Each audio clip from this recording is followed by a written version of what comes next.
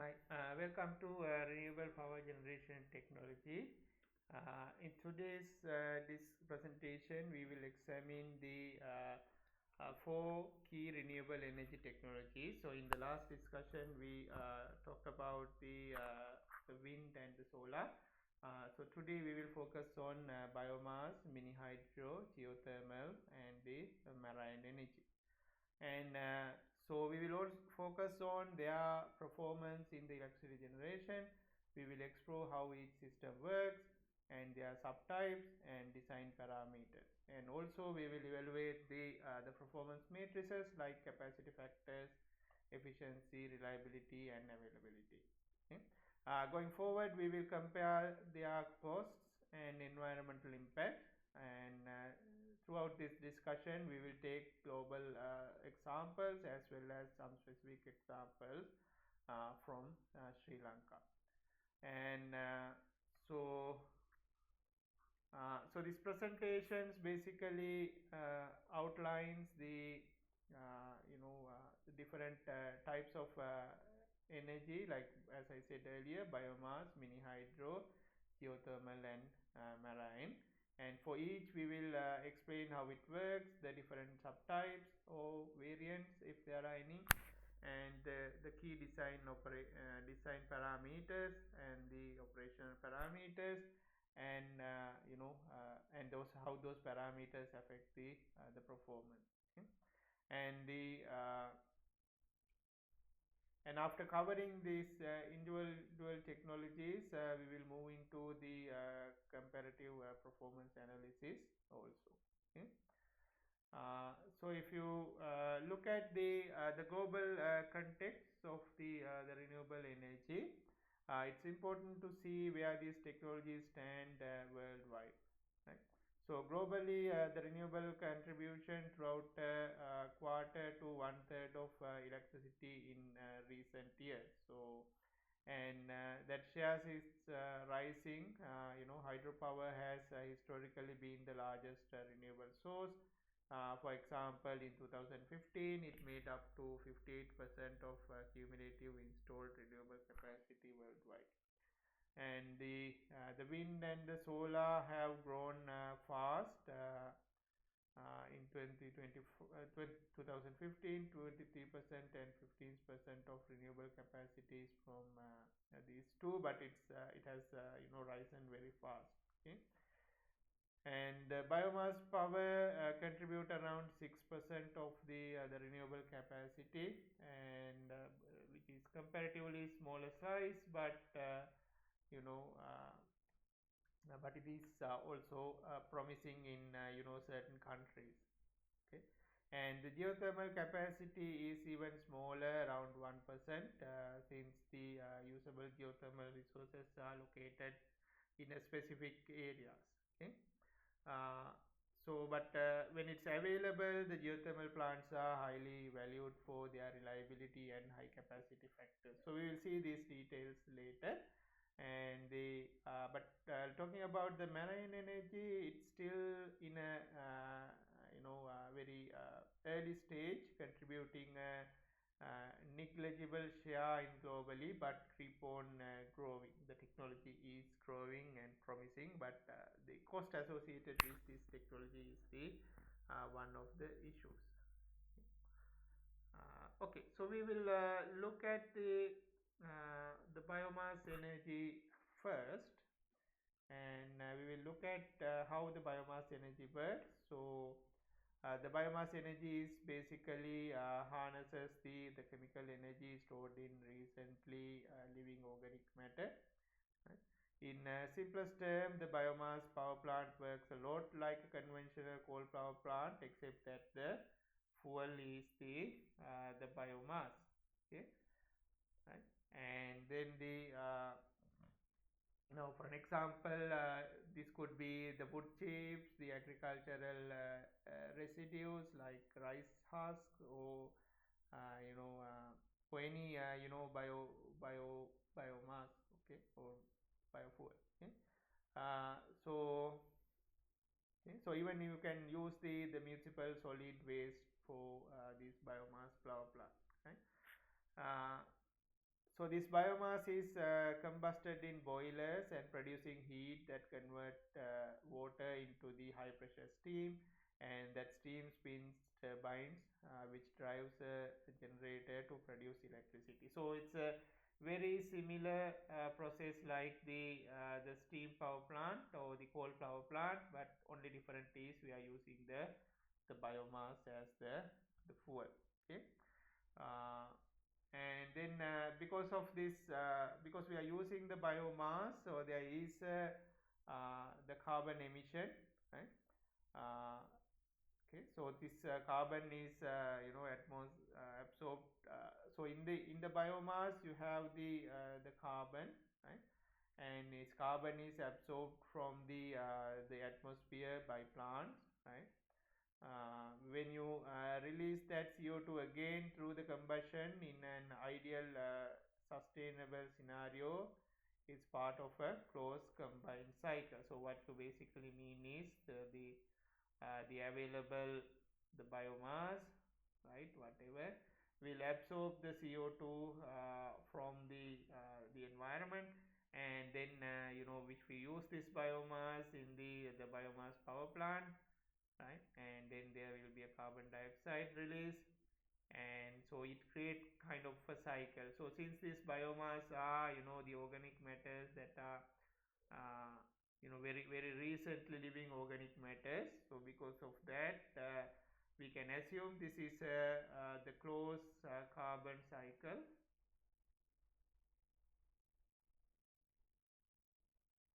So yielding to the zero carbon emission, right? So we can say it's a carbon neutral. Okay. So for an example, the Sri Lanka, we have a Dendro power station. We will look at them in the details later. And so if you look at the what are the fuels that can be used in this biomass energy, okay? So you can use the solid fuels such as wood and the forest residues, and you can also use the organic waste, right? Or agricultural waste such as the rice husk, the bagasse, and so on, and also the energy crops. Okay. And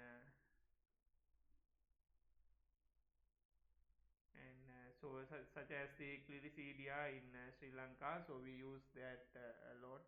There is a Dendro power plant, so we use that to produce or heat up the water in that particular power plant, right?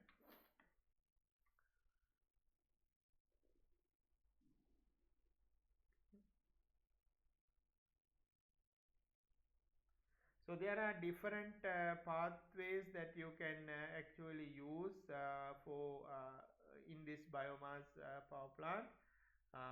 So another way or another route is the biomass gasification, where the solid biomass is heated in a low oxygen environment, right, to produce what we call the syngas. Okay. And then it's a mixture of the carbon monoxide, H2 and CH4. Okay. And so then which can use as a fuel or a gas engine for a gas engine turbine, right? So this method can achieve cleaner combustion and are useful for certain biomass type or scale. Okay.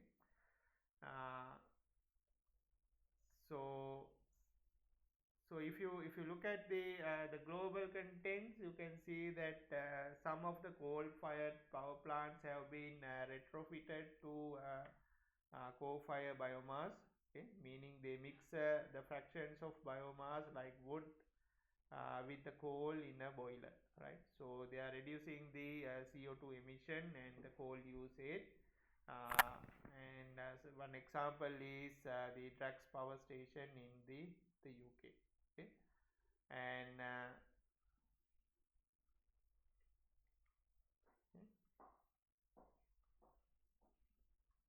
and okay, so so this biomass substation or biomass generation can have different subtypes and the technologies. Okay. Uh, so okay, so these different technologies are suited to different type of biomass and scale, different scale of operation. Okay. Uh, the the principal method is direct combustion in the steam cycle, like the coal, right? Which we already described.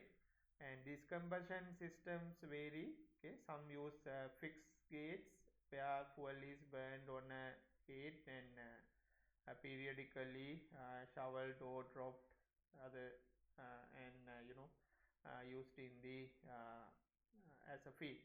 Okay. Uh, the more advanced one use the fluidized bed combustion. Okay. Where the biomass has actually turned into the particles, and these particles are burned in the hot bed that is fluidized with air. Okay. Uh, okay. So the many biomass plants are combined heat and power, right? Combined heat and power. So they both produce the heat and power, increasing the efficiency of the system.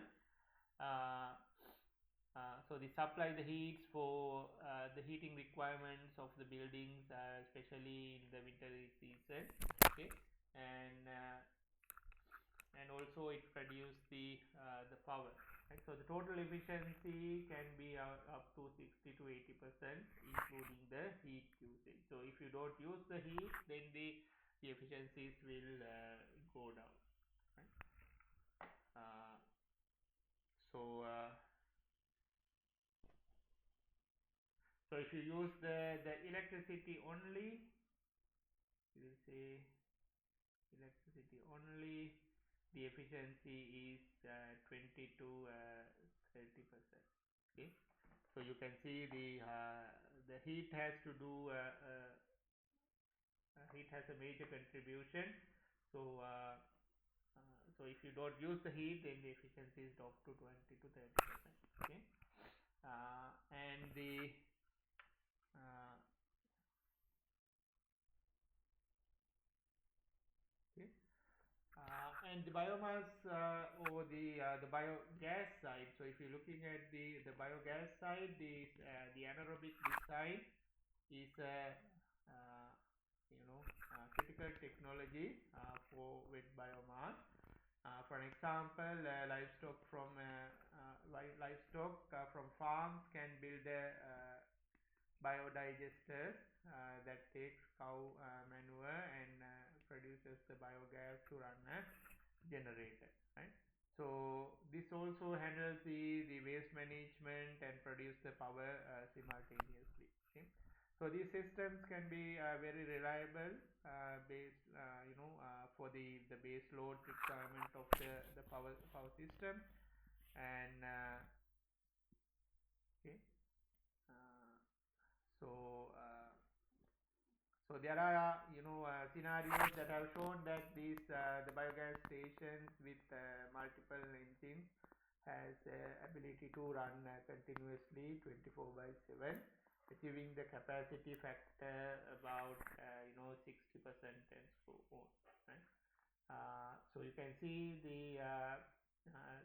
in this the anaerobic design, this small scale biogas generators are common on farms, like example up to like say 100 kilowatt generators, while the larger installations in the megawatt scale capture the landfill gas or treat municipal waste. Okay, to use the municipal waste to generate the power, right? So as I said, they can run 24 by 7, and so they can be extremely reliable and well suited for the base load. Okay.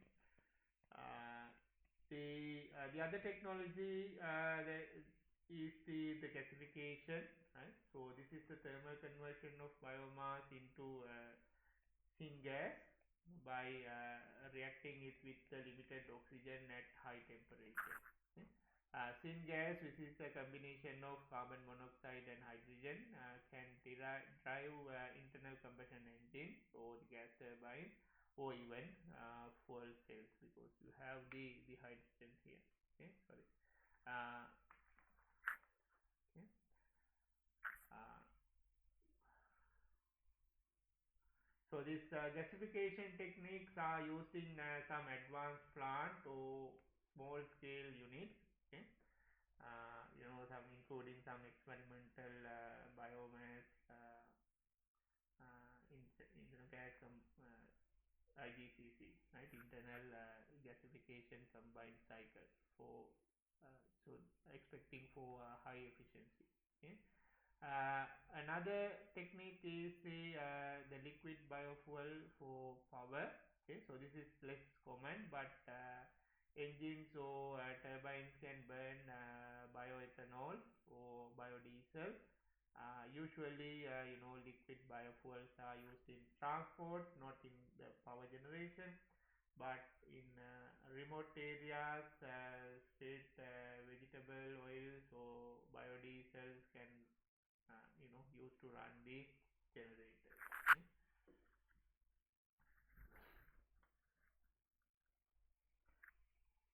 Okay. So next we will look at some performance matrices or with respect to the biomass.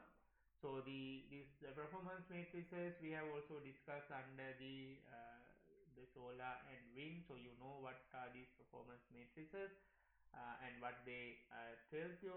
So here we will look at the typical value, right? So if you look at the capacity factor, biomass plants are typically run as base load or dispatchable units, right? So with reliable fuel supply, so they achieve high capacity factors, often 50 to 80%, and the global average capacity factor for biomass power plants are around 54%.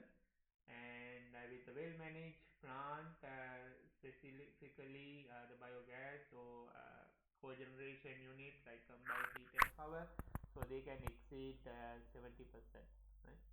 And so compared to the many fossil plants which are run at 57% capacity factor. So you can see the biomass can be comparable to a conventional thermal in utilization.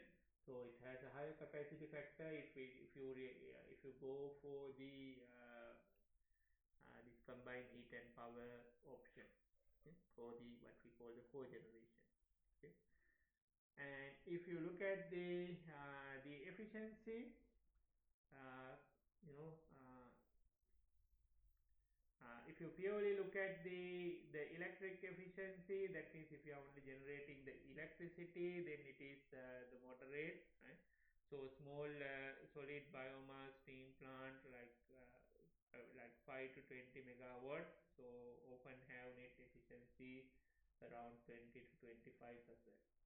And larger and more advanced design can reach 30 to 35% efficiency and in converting biomass energy to the electricity.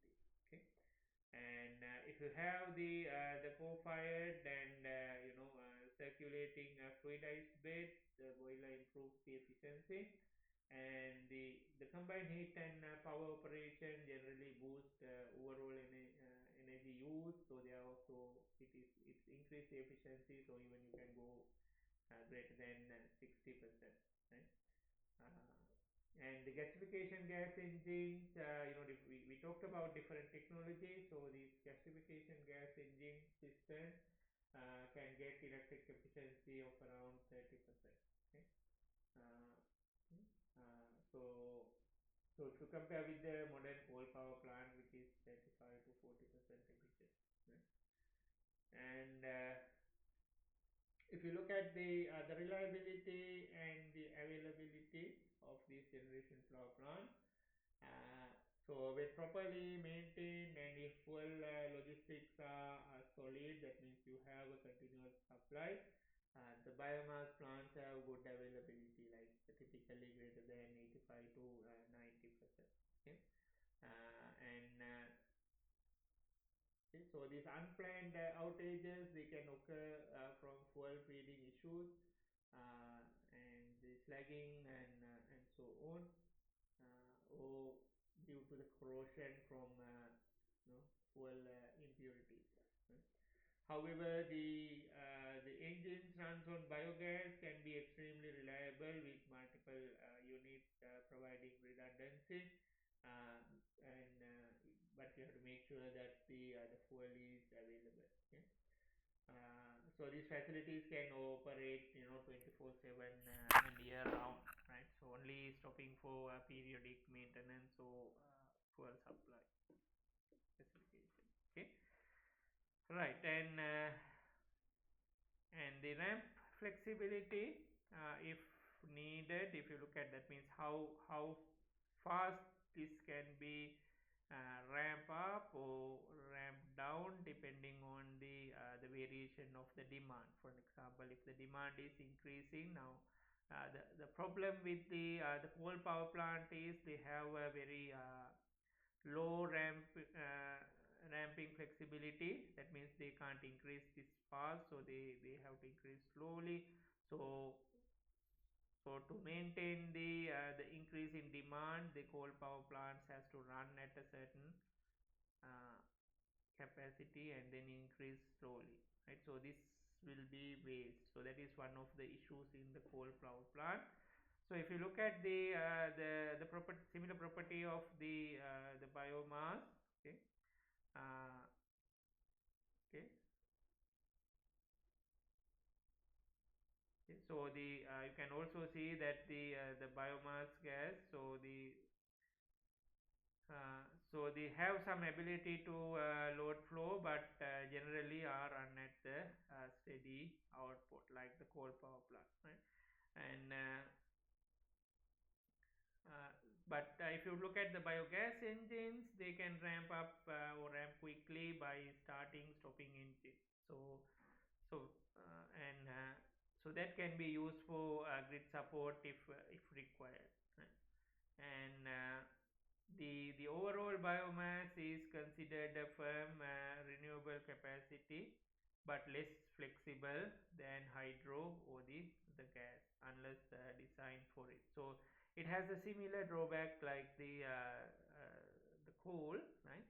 So whereas the hydro power plants, they can ramp up very quickly to catch up the load variation, but the biomass, especially uh, the what do you call this uh,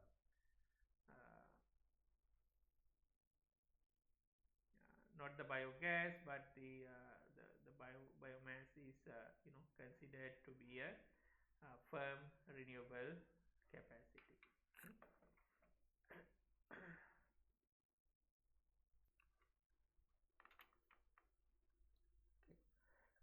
So let's take a look at some real world examples. So if you look at the Sri Lanka, we have Dendro power.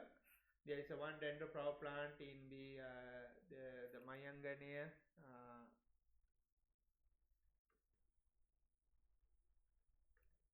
Okay.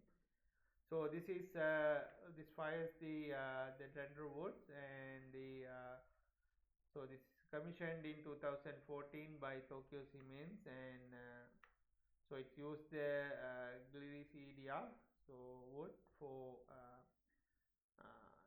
as a fuel. Okay, and it supplies around 40 gigawatt hours per year, and which is basically helping the rural grid stability. Okay, uh, so if you look at this power plant, so it need like 70 tons of wood per day.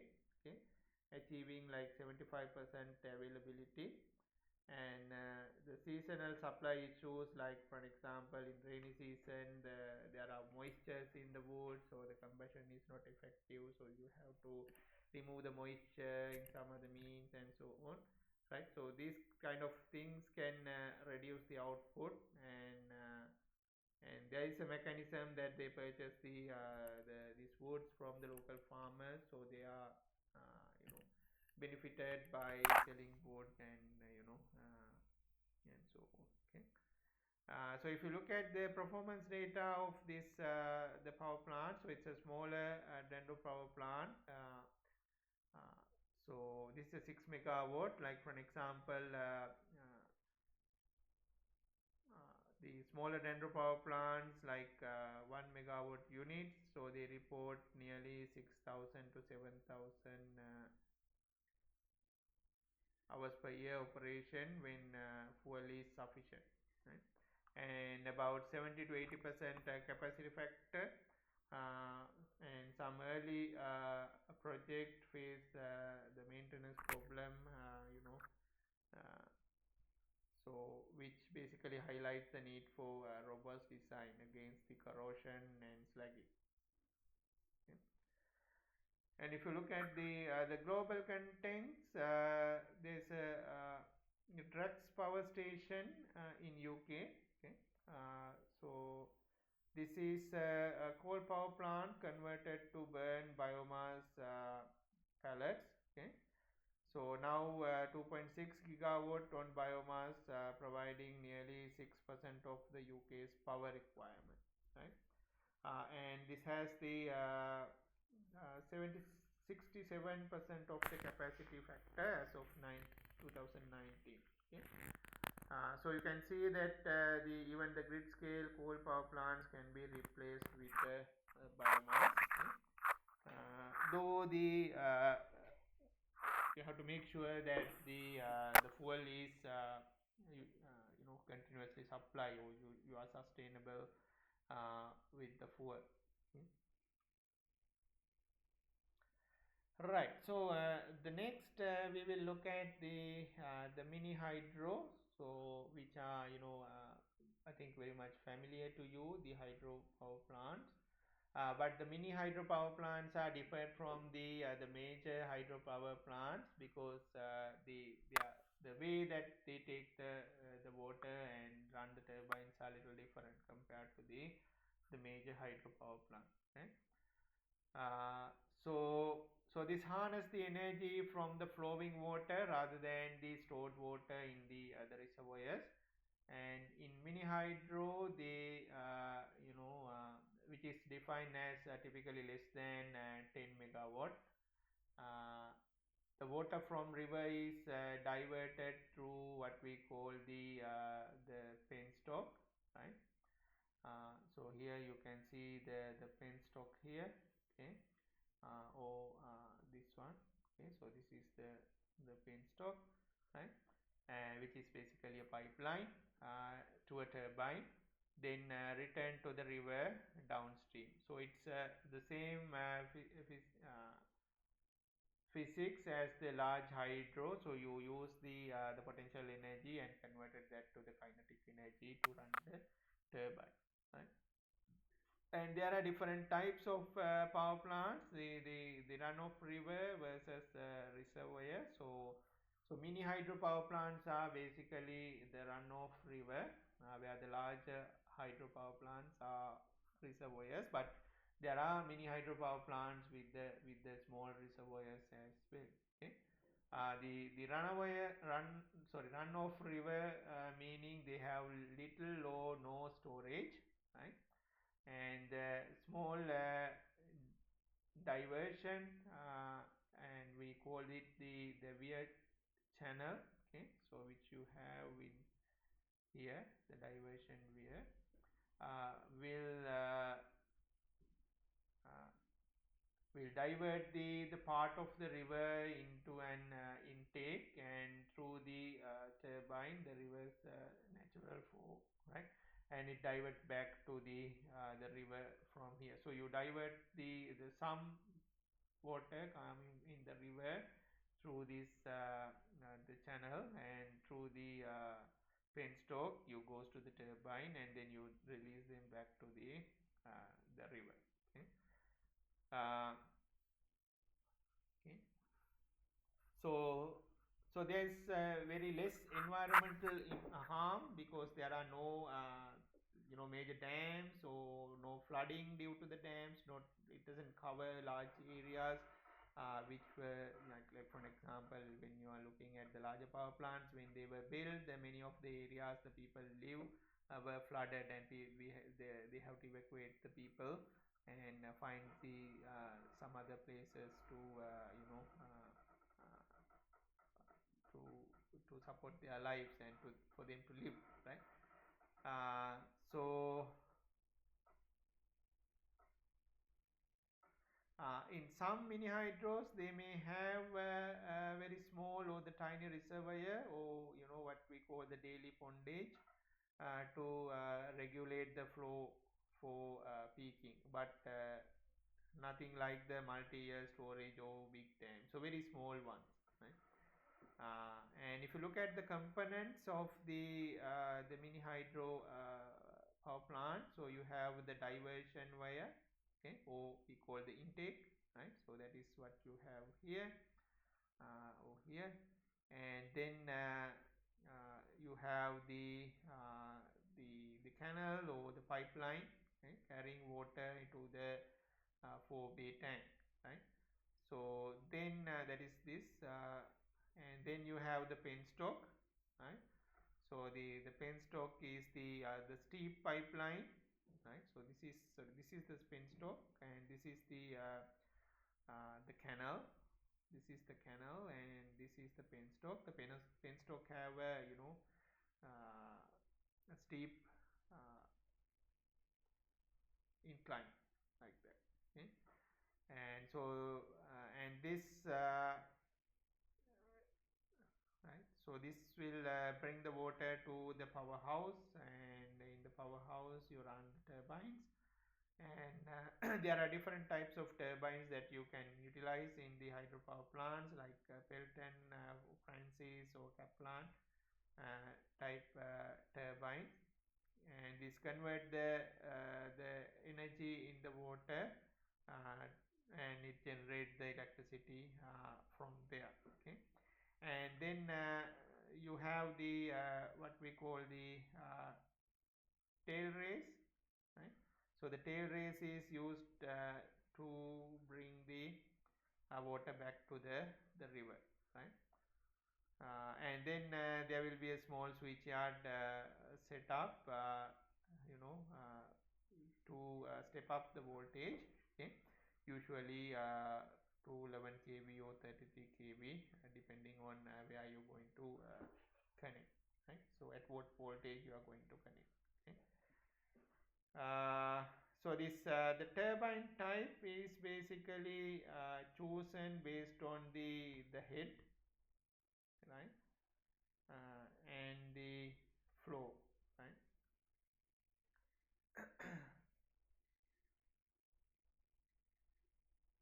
So the Pelton turbines are used for high head, low flow sites, right, with the low flow rate.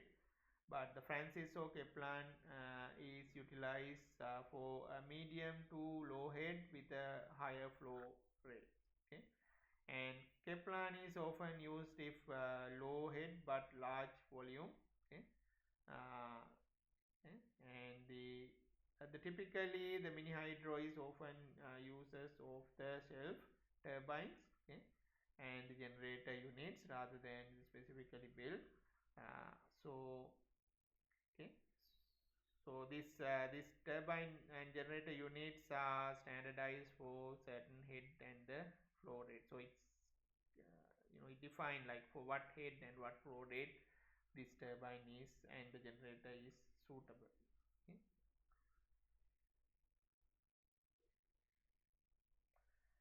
Right. So if you look at the performance and the capacity of the mini hydro, the typical capacity factors varies with the hydrology. Many mini hydro achieves 30 to 60% of the capacity factor, and in Sri Lanka, well-sited runoff river plants, with year-round flow, might hit like 40 to 50% capacity factor. So you know that we are rich with the hydro. So we have a good mini hydropower plants, right? For an example, there's a Denavaka Ganga 7.2 megawatt plant generators. So it generates around 25 gigawatt hour per year. That is about 40% capacity factor. Okay, and in dry season the plants run at reduced output or might even shut if the river is low. Okay, so so whereas the wet season, it runs at its full capacity. Okay. If you look at the efficiency, the hydro turbines are very efficient, and so the often they achieve like 85 to 90% turbine efficiency. Okay. And including the generators and other losses, the overall efficiency from water to electricity output would be around 80% plus. Okay. So this high efficiency is a hallmark of hydro, right? Compared to the coal and the thermal power plants, because there's no thermodynamic cycle losses associated. So so the main limitation to energy output is water availability, not the conversion losses. Okay? And if you look at the reliability and the availability, so the mini hydro power plants are extremely reliable, and availability can be greater than 95%, and the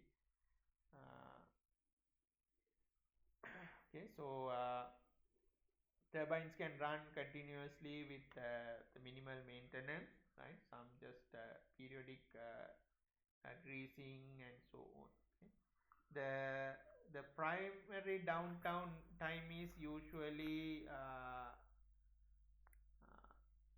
due to low water period rather than the mechanical failure. So that's basically due to availability of the fuel, right? So hydro turbines have a few moving parts and can operate for decades. So some small hydropower plants, you can see that they have been run 40 plus years with refurbishment, right? Uh, okay. And if you look at the operational flexibility, so as I said earlier, they can ramp up really quickly to catch up the output, and by simply by opening and closing the flow valves. Right? So usually for grid support, they can be utilized, because of this high ramp up and ramp down capability. So many mini hydros are unattended or remotely monitored, right? So with automated control adjusting output based on water flow and grid frequency support. Right? So uh, they are not they are basically automated. Right?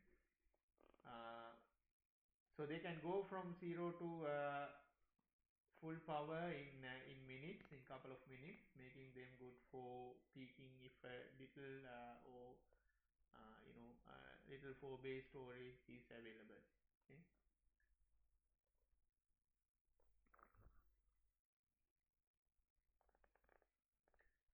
So if you look at some examples, so as I said earlier, in Sri Lanka we have this Denavaka Ganga, the hydro, little larger, 7.2 megawatt, and there are many mini hydro power plants all around the Sri Lanka. So even some are like isolated from the main grid, supplying the small communities and so on, right?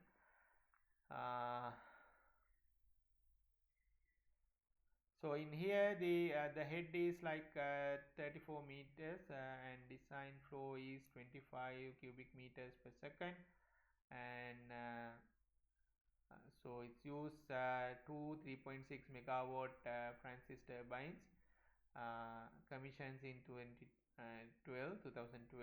at the cost of 930 million, right? So roughly around $7 to $8 million. and the performance 25 roughly 25 gigawatt hours per year generation with the capacity factor of 40%, and that demonstrate that the reliable output aligned with river seasonal flow, right. uh,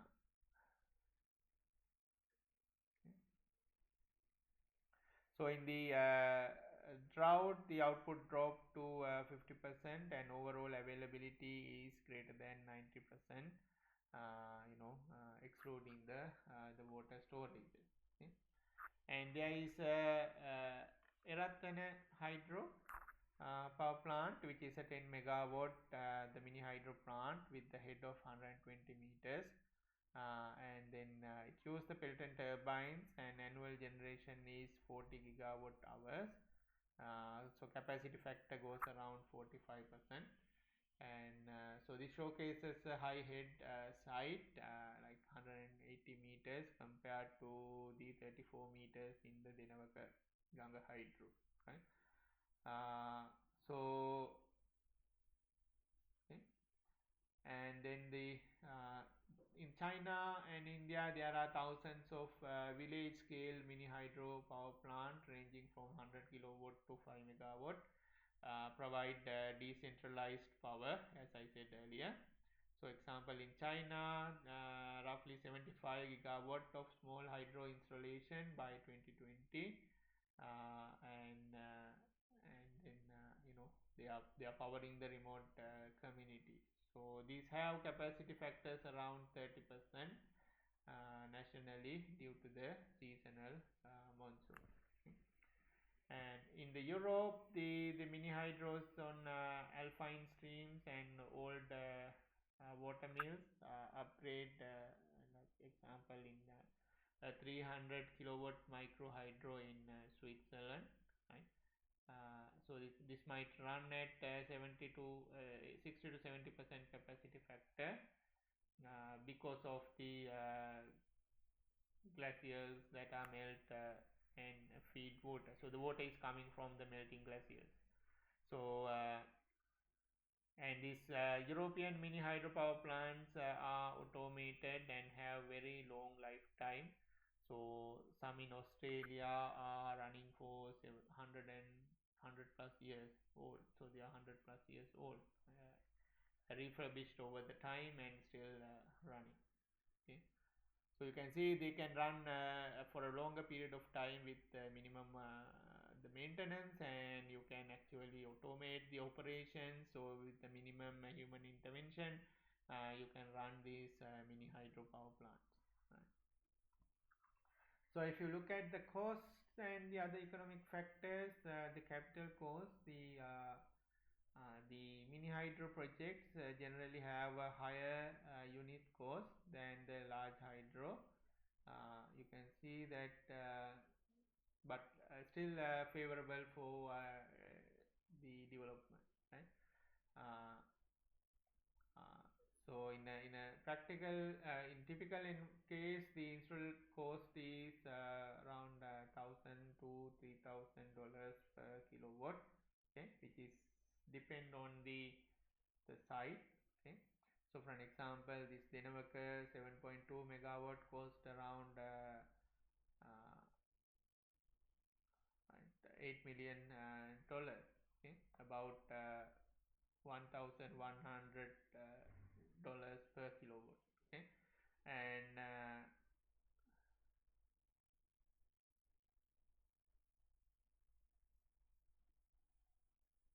okay. And then another one at Kirivanalias, it's cost around $1,500 per kilowatt. So you can see it's in this range, right?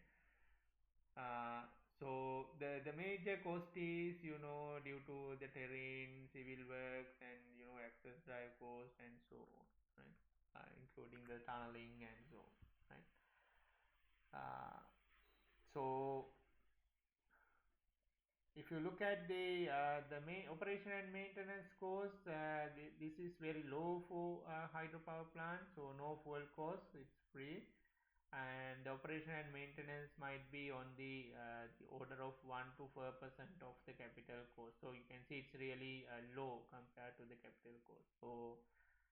So this cost is associated with the cleaning intake, minor repairs, and staff for remote monitoring and the periodic overhauls. Uh, for an example, a 5 megawatt plant might spend less than $550,000 annually on operation and maintenance. Okay.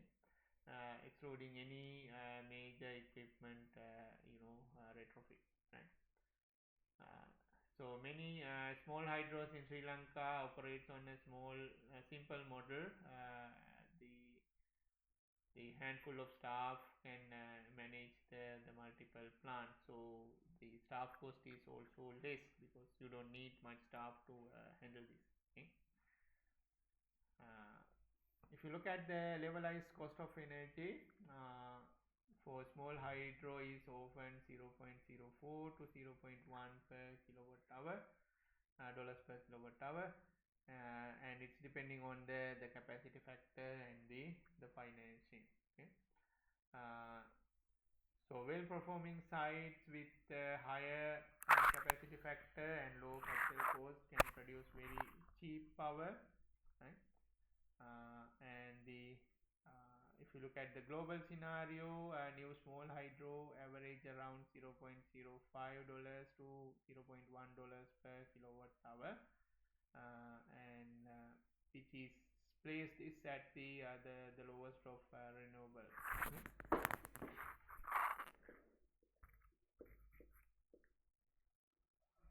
So these small hydro plants often have last 40 plus years with perhaps one mid-life refurbishment. Okay. And this long life means even if upfront cost is somewhat high, the lifetime cost per kilowatt hour is low. Though the capital cost is high, the lifetime cost or the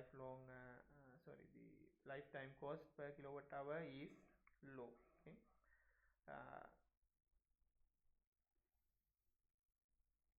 okay. So that means they are basically capital intensive but very cheap to run thereafter. Okay. And many small hydro projects become cash cows after loan payback, right?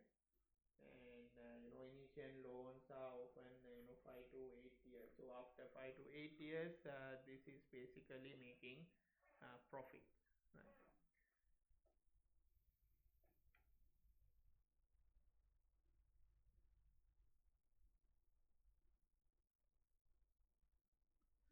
So if you look at the environmental impact, the greenhouse emissions estimated essentially zero during the operation. So no fuel burn, no CO2, nothing, right?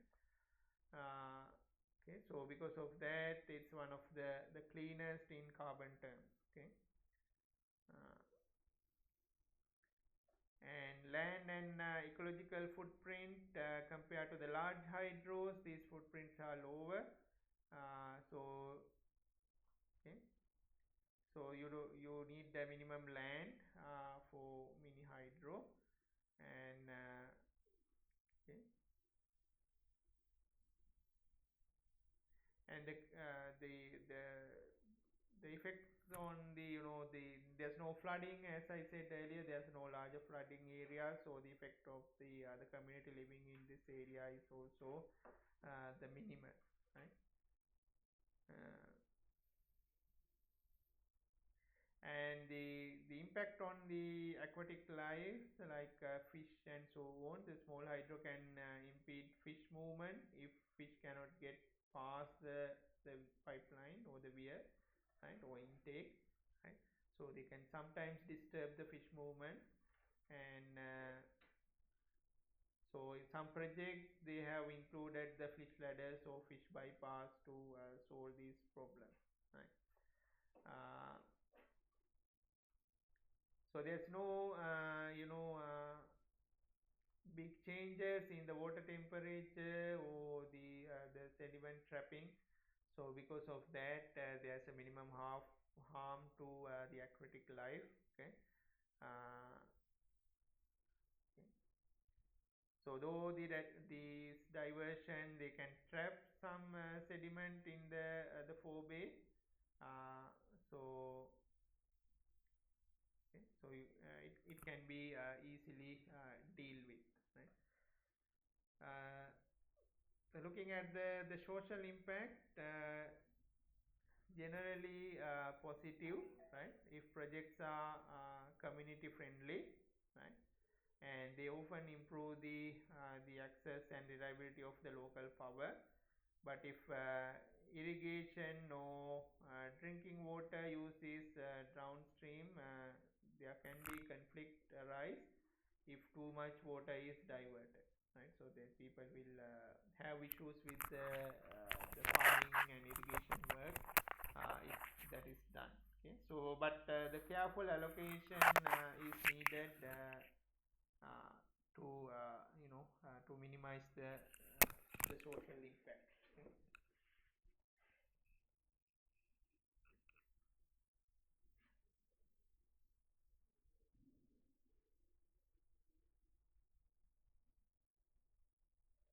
So typically, the small hydro, they have a small footprint, often just a weir and the modest powerhouse. Okay, and so some people might object to change in the natural water flow, okay, or river flow, right? But compared to the large energy infrastructure, it's a minor issue. There's not no much harm done to the typical river flow. There's no noise issues available associated with, right? Turbines are inside the powerhouse, and they are soundproof and so on. And so in summary, the environmental impacts are significantly low than the large hydro, but not zero, right? So yeah, so the maintaining river health and the fish passage are the key concerns when it comes to the mini hydro. Okay. Right. So the next we will look at the geothermal energy. So what I will do is I will the stop this recording at this point, and then I